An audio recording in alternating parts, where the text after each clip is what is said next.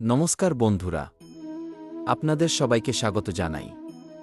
আজকের এই ভিডিওতে আমরা আলোচনা করব এমন একটি গাছ সম্পর্কে যাকে হিন্দু ধর্মে শুধু একটি গাছ নয়, বরং দেবীর রূপ হিসেবে পূজা করা হয়। সেই পবিত্র গাছটির নাম হল তুলসী। অনেকের বাড়ির উঠোনে বা বারান্দায় তুলসী গাছ দেখা যায়। প্রতিদিন সকালে অনেক মানুষ তুলসী গাছে জল দেন, প্রদীপ জ্বালান এবং প্রণাম করেন। কিন্তু কখনো কি ভেবে দেখেছেন কেন তুলসী গাছকে এত গুরুত্ব দেওয়া হয়? বাড়িতে তুলসী গাছ থাকলে কি উপকার হয়, আর যদি তুলসী গাছ না থাকে তাহলে কি কোনো অশুভ প্রভাব পড়ে? আজ আমরা ধর্মীয় বিশ্বাস, শাস্ত্র এবং সাধারণ ধারণার আলোকে এই বিষয়টি বিস্তারিতভাবে জানব। প্রথমেই জানা যাক তুলসীর মাহাত্ম্য সম্পর্কে। হিন্দু ধর্মগ্রন্থে তুলসীকে দেবী বৃন্দার রূপ হিসেবে বর্ণনা করা হয়েছে। ভগবান শ্রীকৃষ্ণ ও ভগবান বিষ্ণুর পূজায় তুলসী পাতা অত্যন্ত গুরুত্বপূর্ণ। তুলসী ছাড়া বিষ্ণু ও কৃষ্ণের পূজা সম্পূর্ণ হয় না বলে মনে করা হয়। তাই বহু ভক্ত নিজেদের বাড়িতে তুলসী গাছ লাগিয়ে প্রতিদিন তার সেবা করেন। এখন প্রশ্ন হল, বাড়িতে তুলসী গাছ থাকলে কি হয়? ধর্মীয় বিশ্বাস অনুযায়ী যে বাড়িতে তুলসী গাছ থাকে সেখানে ইতিবাচক শক্তির প্রবাহ বৃদ্ধি পায়। পরিবারের সদস্যদের মধ্যে শান্তি ও সৌহার্দ্য বজায় থাকে। অনেকেই বিশ্বাস করেন তুলসীর উপস্থিতি বাড়ির পরিবেশকে পবিত্র রাখে এবং ভক্তিময় আবহ তৈরি করে। আরও একটি প্রচলিত বিশ্বাস হল, তুলসী গাছ থাকলে বাড়িতে ভগবান বিষ্ণু ও মা লক্ষ্মীর আশীর্বাদ বিরাজ করে। ফলে সংসারে সুখ, শান্তি ও সমৃদ্ধি বৃদ্ধি পায়। যদিও এগুলো ধর্মীয় বিশ্বাসের বিষয়, তবুও বহু মানুষ আন্তরিকভাবে এগুলো মেনে চলেন। তুলসী গাছের আরেকটি বিশেষ দিক হল, এটি মানুষকে নিয়মিত প্রার্থনা ও আধ্যাত্মিকতার দিকে আকৃষ্ট করে। প্রতিদিন সকালে তুলসীর সামনে দাঁড়িয়ে প্রার্থনা করলে মনের মধ্যে এক ধরনের শান্তি অনুভূত হয়। ব্যস্ত জীবনের মধ্যেও কয়েক মিনিটের এই সময় মানসিক প্রশান্তি এনে দিতে পারে। এবার আসি বৈজ্ঞানিক দিক নিয়ে। তুলসীকে আয়ুর্বেদে কি ঔষধের রানী কি বলা হয়? এর পাতায় বহু উপকারী উপাদান রয়েছে। সর্দি, কাশি, গলা ব্যথা, হালকা জ্বর এবং রোগ প্রতিরোধ ক্ষমতা বৃদ্ধির জন্য তুলসীর ব্যবহার বহুদিন ধরে প্রচলিত। তুলসী গাছের সুগন্ধ অনেক পোকামাকড় দূরে রাখতে সাহায্য করে বলেও অনেকে মনে করেন।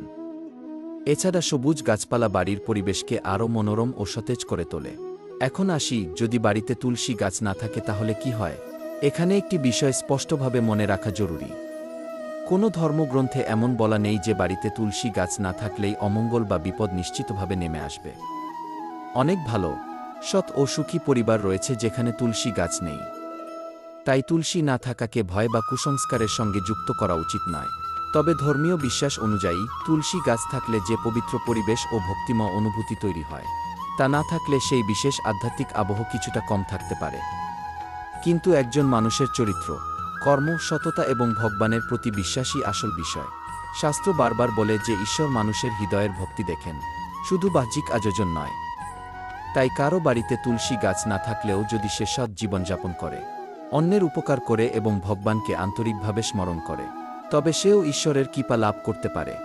আরেকটি গুরুত্বপূর্ণ বিষয় হল, তুলসী গাছ লাগিয়ে তার যত্ন না নেওয়ার চেয়ে যত্ন সহকারে পালন করাই উত্তম। যদি বাড়িতে তুলসী লাগান, তবে নিয়মিত জল দেওয়া, পরিষ্কার রাখা এবং ভালোবাসার সঙ্গে পরিচর্যা করা উচিত। বন্ধুরা, অনেক সময় আমরা শুনি তুলসী শুকিয়ে গেলে অমঙ্গল হয় বা তুলসী না থাকলে লক্ষ্মী থাকেন না।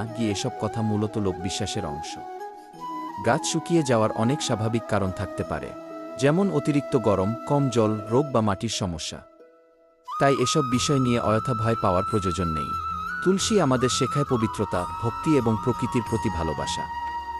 একটি ছোট গাছ কিভাবে মানুষের জীবনে আধ্যাত্মিক অনুভূতি জাগিয়ে তুলতে পারে, তার সুন্দর উদাহরণ হল তুলসী।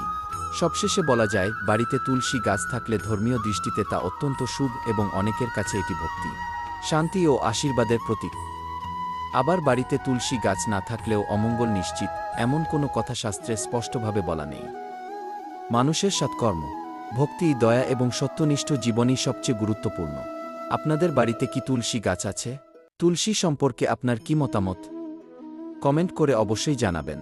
ভিডিওটি ভালো লাগলে লাইক করুন, বন্ধুদের সঙ্গে শেয়ার করুন এবং এমন আরও ধর্মীয় ও আধ্যাত্মিক ভিডিও পেতে আমাদের চ্যানেলটি সাবস্ক্রাইব করতে ভুলবেন না। ধন্যবাদ। জয় শ্রীকৃষ্ণ। রাধে রাধে।